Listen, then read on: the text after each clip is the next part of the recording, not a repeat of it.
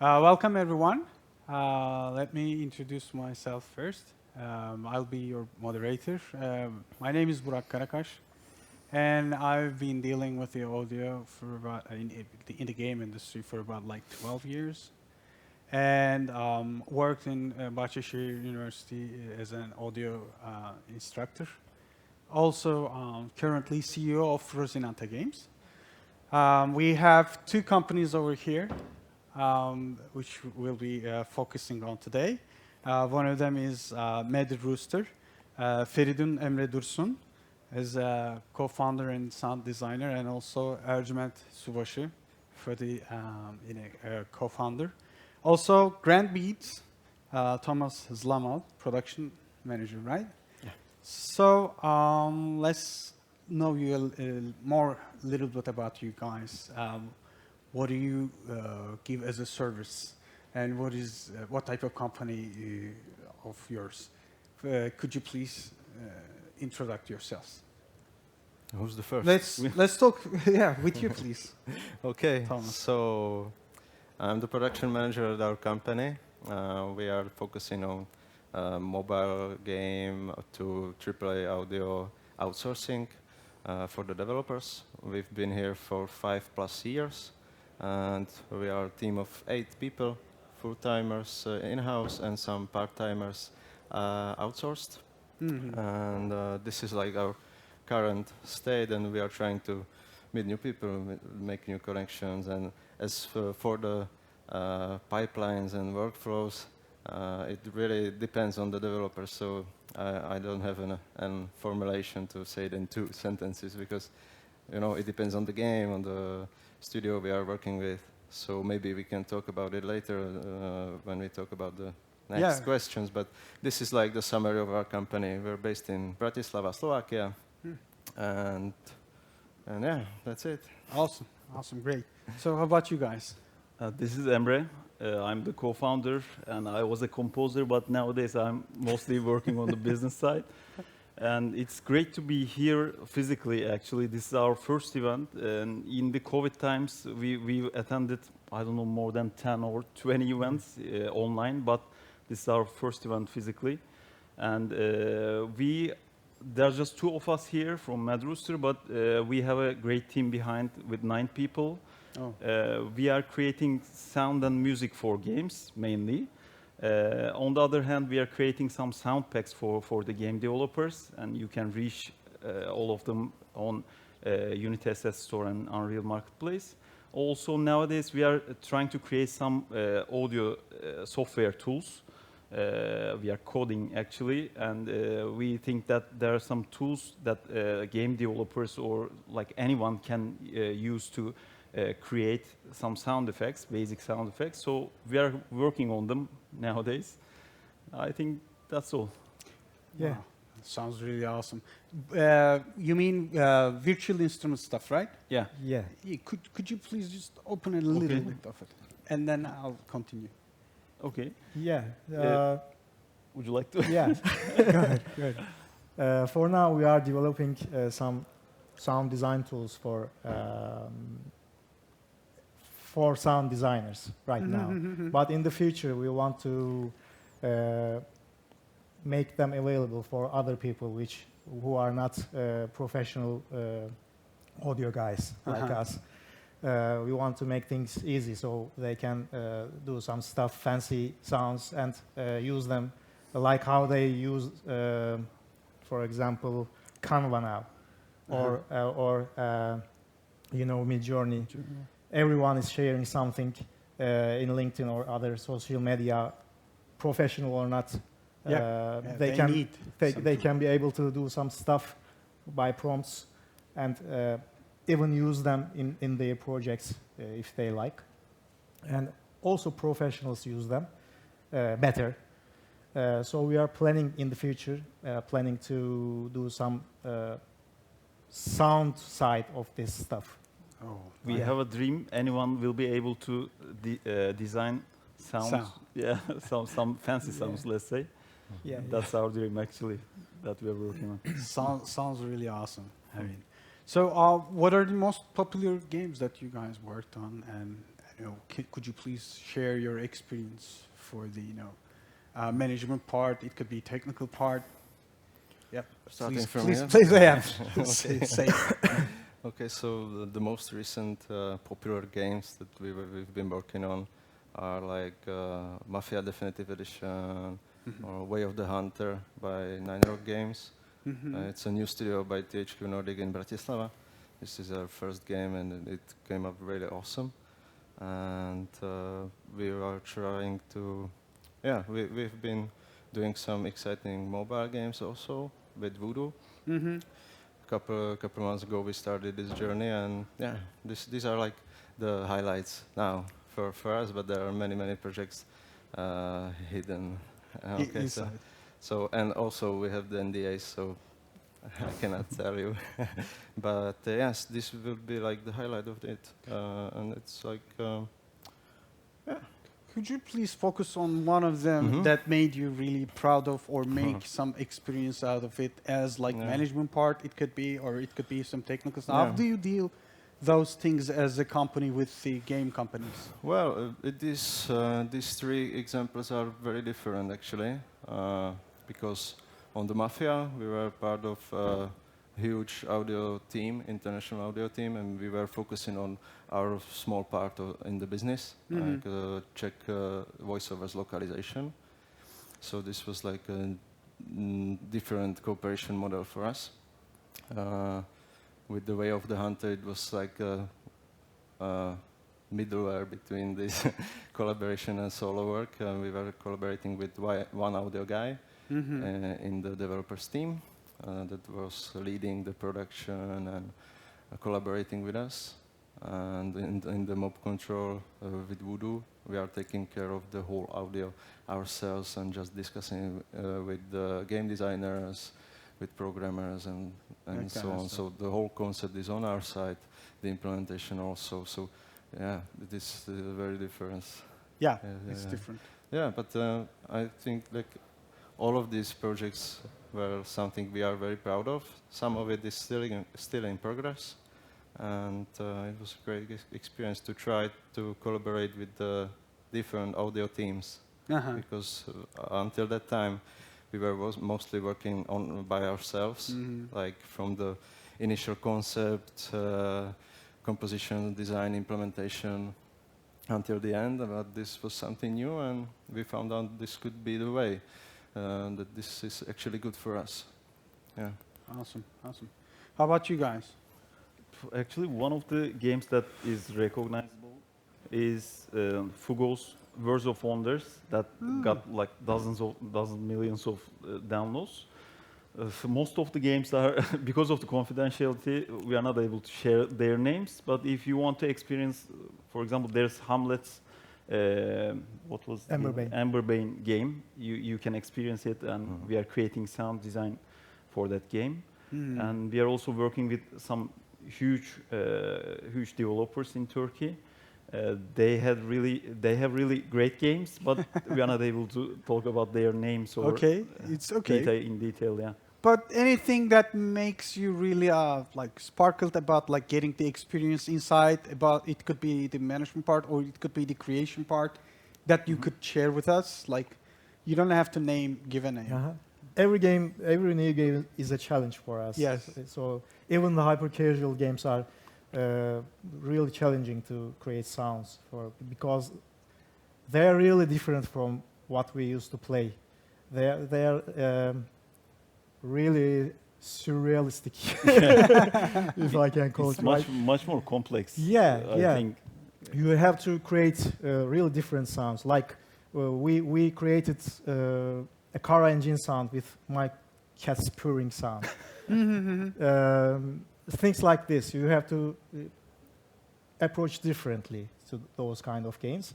And on the other side, there are more big, complex games like Hamlet is doing, like Lost Control is doing, like Veloxia is doing.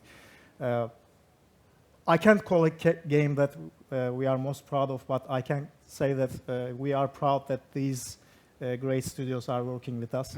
We love them. It's great to feel like we are a part of their team.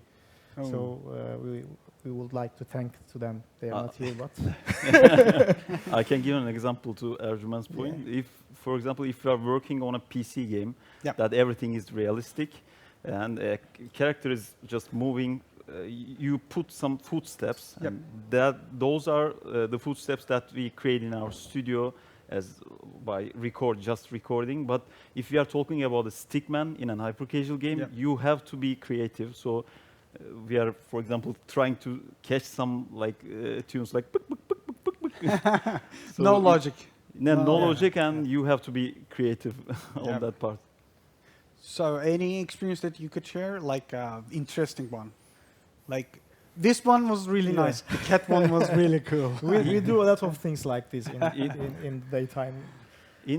For example, Fun versus a trailer that they released last week, and in that trailer there's a robot, like a huge robot. There are robots, yeah. Robots, yeah, and We used our printers, coffee machine as a sound source and created really big cinematic sound effects Nice. with nice. them. yeah, you cannot believe it Yeah. when you watch it.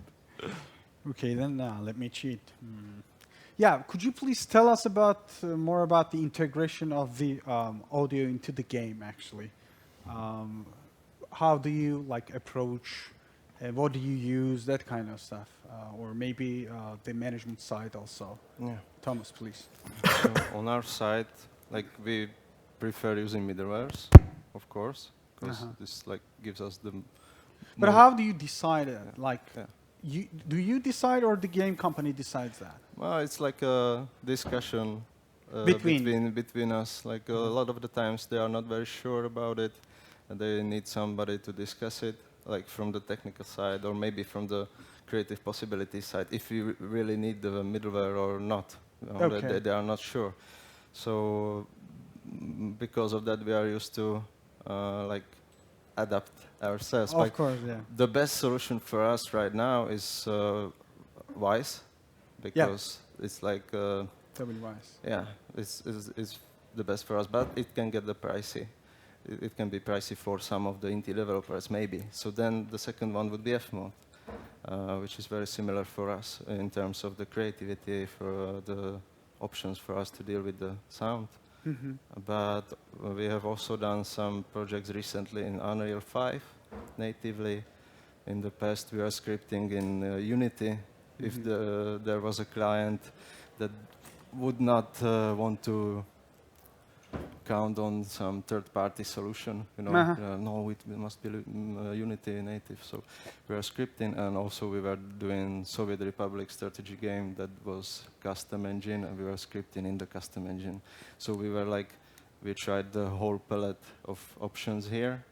The middleware and device is the best for us, but we try to stay open and not force anybody into this specific solution if they're not if they're not fully, you know, convinced that it is good for them, budget-wise or workflow-wise, or it is also, of course, like the best from the creative side. We don't need to speak about it. It's like a sure thing, but also from the workflow point of view, because having the middleware gives us the opportunity to be independent.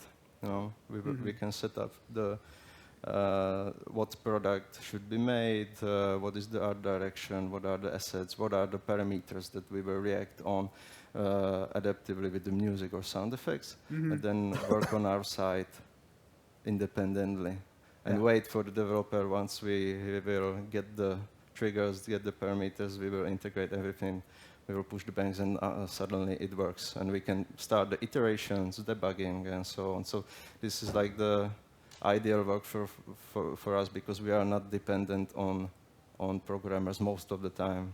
If there are some, I don't know, some more complex designs like racing games, we are working on some racing games now, and the engines are pretty challenging Pain in the sometimes. neck, yes. So there isn't some assistance or some communications with the programmers needed to tweak the parameters and so on. But besides that, we can work ourselves, and it's like the smoothest way. Awesome, awesome. Yeah. Yeah, sounds really logical. How about you guys? More or less the same. Yeah. I mean, we encourage. Let me ask this then. Do you use any integration tool Yes, in the you- mobile game industry? Yes, we do.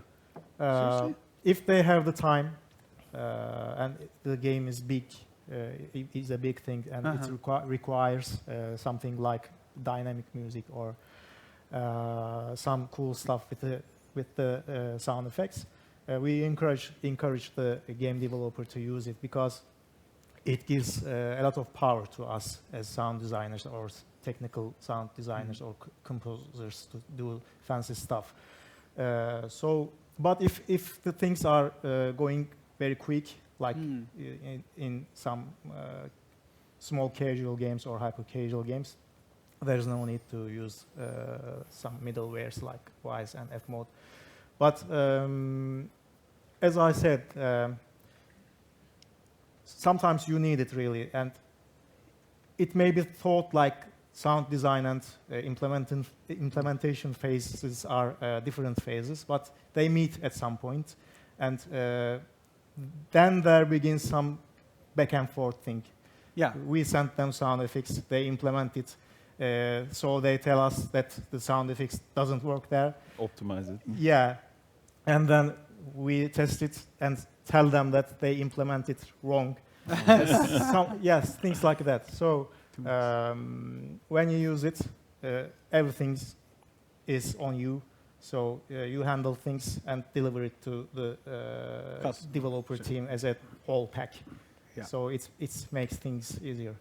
Yeah, For example, there was a first-person shooter game that we created sound effects for, and I cannot imagine if we didn't use a middleware like Fmod, because there was too much workload on our side when we were optimizing the sounds. Like, I mean, just optimizing the levels is at least like too many hours for us.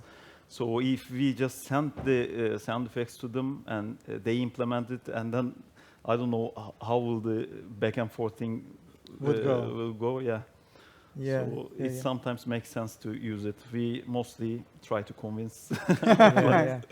Car engines, FPS stuff like you are running inside of 3D spaces. Things can become really weird in those spaces. So you have to handle things really efficiently.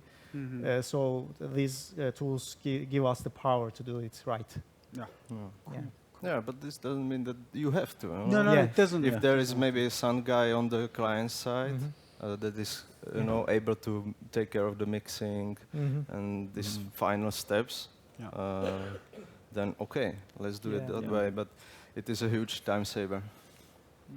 Yeah. So what do you guys think of like the difference between the in-house audio department or team and outsourcing the stuff? What is the difference between them? Yeah, maybe we have discussed some points. Yeah. The biggest difference is maybe in the time management and budget. When is the right time to? Well, I believe that the right time is to decide if you need outsourcing or not. Is at the stage, it's the sooner the later, the sooner the better, because you have to plan this. You have to know what is the pipeline, how much time do you have, how much budget do you have. This could be an advantage of the outsourcing team, because as an outsourcing team or company, it can be very, very much faster, a couple times faster than one or two internal audio guys that are waiting for the production, and it can be very time inefficient. I know, like some background stories from AAA audio company that guys were telling me, we were playing, what was that game? Like Quake 3 Arena for 2 months because there was not much to do. But they were still sitting in the office So this doing is it. like not very ideal. So this is maybe the big advantage of outsourcing. Like you pay for the time that is really needed. Yeah. Like it is faster, it is more expensive than an internal audio guy, for sure. If you need the audio made sometimes in a couple of weeks, sometimes in a couple of months, you know. So it can be more expensive, but I believe like yeah, this is the big advantage, the time management, and also these people are like focused on the job. They do it every day. They have their sound studio. You don't have to buy the equipment for them, or you know, integrate them into your office. And plus, at these times when COVID hit us and everything, everybody's working home office anyway. So Yeah, you it got is outsourcing one way or another, you know. Yeah. Yeah. In your case, probably you're always getting outsourced, right? Yes. You're not like working as an in-house. So. We behave like in-house actually. For every project, right? Yeah, it's of course hard, but I can answer this question by giving an example. For example, Rovio has a great team, audio team, and there are 4 or 5 people, I don't know. More. And it's really expensive to hire them because they're they have the expertise in audio and they're great guys. But if you hire only one person, he or she should handle everything. About, for example, if you are creating a like merge game, I don't know, she or he has to create something cute, like regarding the music, I mean, and create some soft sound effects. But if you are working on a like PC project, if you are creating something like in horror genre, so she or he needs to handle that as well. But there are some good examples in indie genre that I can give. For example, everyone may know Supergiant Games here. Yes. They have a collaboration with Darren Korb from the very beginning, from the Bastion. Now in Hades, he got many awards, and he is only handling all the sound effects and music by himself. There may be some good examples for the indie developers by hiring or like believing for the gold altogether. If he has that or she has that the right expertise. Yeah, that's And for sure. of course, there's the advantage of outsourcing because, for example, we are 9 people team, and we work with all team is dedicated to their game. Yeah. So some of the guys can create some orchestral stuff. Some of the guys can create some cute stuff. So we behave like what we can create the best. So I think that's the advantage. Yeah. Having an internal team is great, but actually it's great because they will follow your company culture and work with that culture, work in that culture. You can communicate with them anytime you want, anytime you need them. We are also trying to adapt to our customers' working schedule, and we are trying to be quick, but we can never be quick like an internal team because we have a lot of things to do at the same time. But this is an investment. This is a really serious investment, having an audio team inside, because you have to build a studio for them. They can't work like game developers.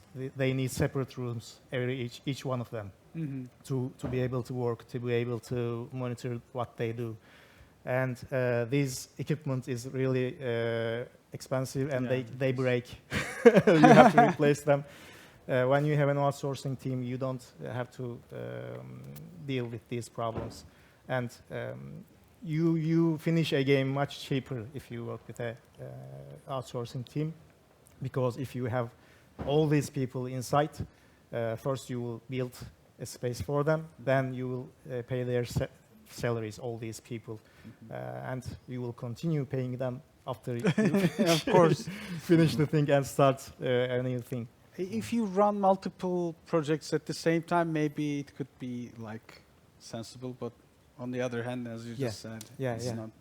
And if you are having a one person to handle everything in the studio, if you have a small game, that can be done by one person, and having a person mostly doing the technical part may be a better option, but better solution for a small company. So if he or she has a good idea how to pick sounds from here and there, pick some good music and implement it right, that can be a better option to have one guy and make him, force him record something in an ordinary room and mix them right.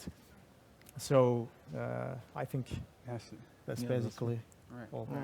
Well, thank you. Any questions over here for our companies? Go ahead.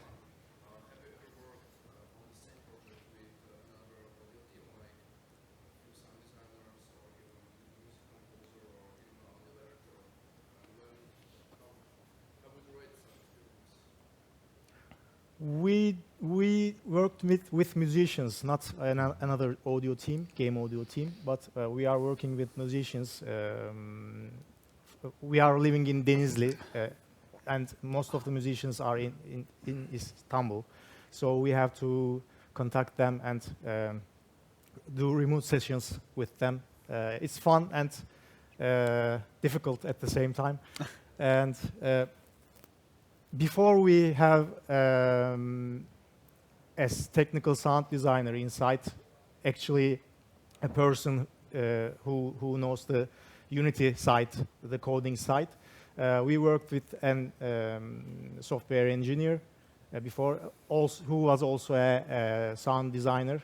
So it was easy to communicate with. In our future plans, we have some plans to work with more composers and sound designers. Yeah. That's our side. Would you like to? I think I partially answered it, but yes, it is possible. Like the standard procedure is that we have our own in-house audio director that is communicating the art and technical side with the client. But sometimes it is reversed, or the client has their own creative director. Like they don't invest in the in-house team, they don't invest in managing all the sound people, but they invest in hiring one director that is communicating with us. And it turned out like this is a great option because the person we are speaking to, the main contact person between our company and there, is an audio guy. And he is very competent. He can give us feedbacks, and it really boosts the experience. So yeah, it is possible, and we are trying to do more projects like this actually, because there are some learning curves. You get to meet people from around the world that are working the audio for many years, so it is beneficial in many ways for us. Yeah. Any other questions? Go ahead.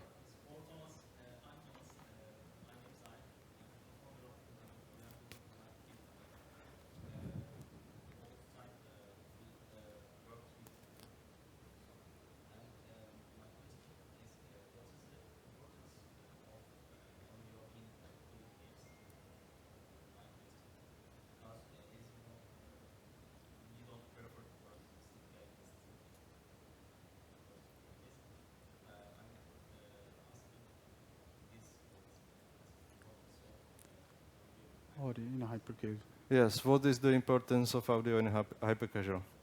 Okay, well, in hypercasual, the main purpose of the sound and music for us and for the developers in most of the time is like boosting the rewarding process of the player, because they are aiming to, we want to make him feel good, we want to make him feel rewarded, and the sound and music is a very good way to do it because it is on the emotional level. He doesn't have to, or the player doesn't have to be, I don't know, he doesn't have to understand what is going on, he doesn't have to understand the music, but emotionally it has a great impact. So that, for me, it is like an additional channel of communication with the player, like in any other game. But the difference is, for me, only in in the casuality of sound. Like there is a boundary when there is too much of it and there is too little of it. And I think in the hyper casual it is harder to find the right way. We don't want to overwhelm the player. We don't want to make him turn off the sound on his phone and play Spotify. But at the same time, there must be the content. There must be the interaction with him. So yeah, this is it. Like informing the player, rewarding the player. Yeah. I don't know what else should I say. Maybe if we creatives.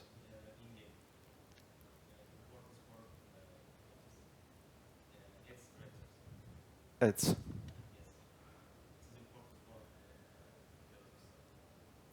Yeah, in the ad side, we know that it's really important to use audio, good audio actually. And also we have some insights from the developers that we work with that they got a huge increase in their retentions. I mean hyper casual side. Yeah. From my point of view, we haven't gotten like exact numbers to this point from any of the developer. It is like the top secret. You have no top secret stuff, but commonly at these mobile games projects, this is what interests them. So we tend to work milestone based and evaluation based. Like we do the first milestone, the first music, the first interactive audio, and then there will be series of tests. And if it goes well, then we go in this direction. If not, we have to change it. So in the mobile game dev, it is a great idea to proceed slower and test it in the process. Mm-hmm. Yeah. Last question. Yes, please. Yeah. Up. Sorry.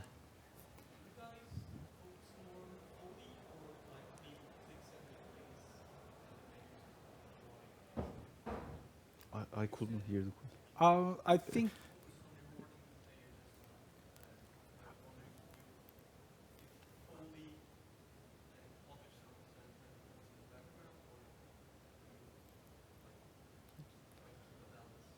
Yes, what is the top priority of the sound? Like if it is the user interface or Foley? Yes, so it depends really on the game. Like yes, for the mobile game, that it would be heavily user interface based, but it doesn't mean that in different genres or console games it is not user interface based. Like my personal point of view is that the user interface is top priority always, because it is the first time the user gets some sonic feedback from the game, and it sets up the mindset of the audio. So I don't believe there is an answer for this. It depends on the game. Some games even don't have a UI. Yeah, you directly dive into the game. So it's. But in some of the games, it like depends. Wild Let's Rift, say. In some of the games like Wild Rift, you feel that you can have a feeling about the game when you're clicking, just doing some clicks or with the UI sounds, or in like some casual games or hyper casual games, or you see some fill-ups, stars are going. Yeah, very rewarding things happen in the UI. Need side. to Satisfaction sound. Yeah. Yeah, they it are needs really to go up. important. That's the main thing. I'm sorry. Please go ahead. Please. Uh-huh.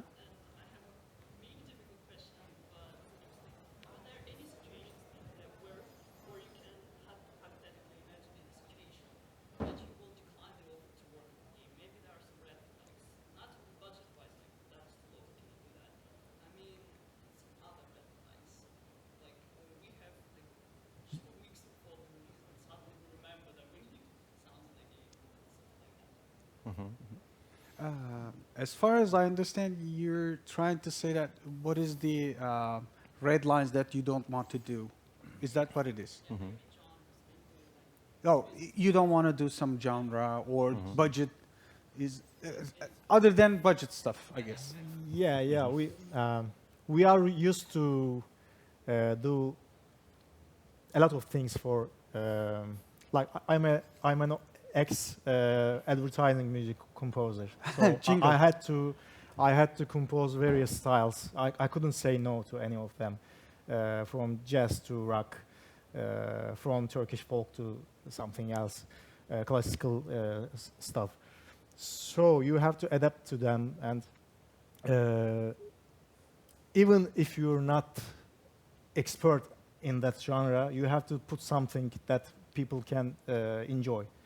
So the basic thing is like that. You approach things like that, and yeah, there are sometimes you face some really short deadlines.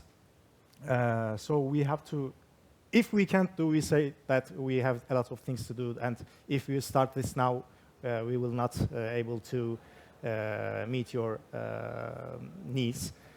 But generally, 99% of the time, we adapt to their deadlines and make things work. No red line.